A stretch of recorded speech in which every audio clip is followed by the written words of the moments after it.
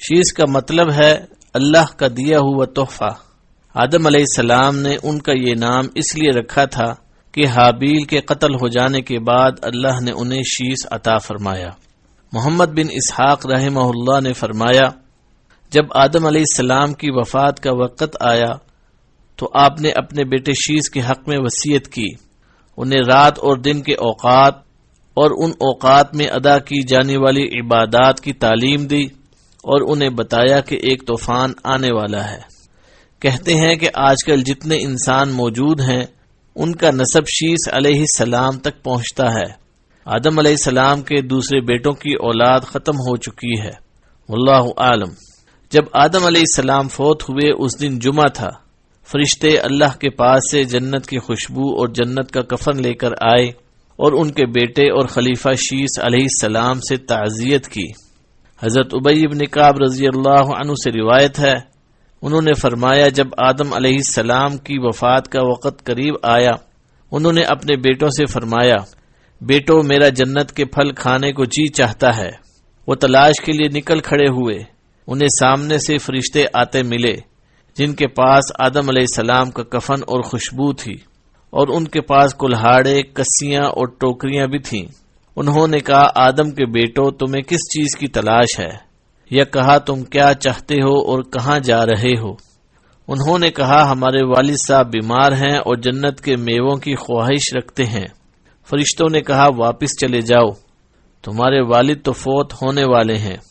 فرشتے جب آدم علیہ السلام کی روح قبض کرنے کے لیے آئے تو حوا علیہ السلام نے انہیں دیکھ کر پہچان لیا، وہ آدم علیہ السلام سے چمٹ گئیں۔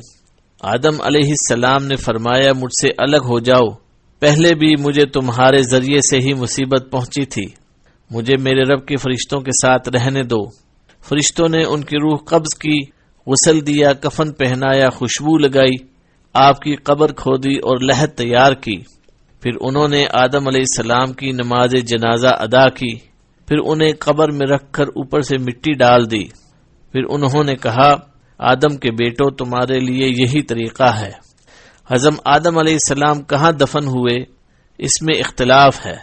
مشہور ہے کہ انہیں ہندوستان کے پاس سری لنکا میں اس پہاڑ کے قریب دفن کیا گیا جہاں انہیں جنت سے اتارا گیا تھا۔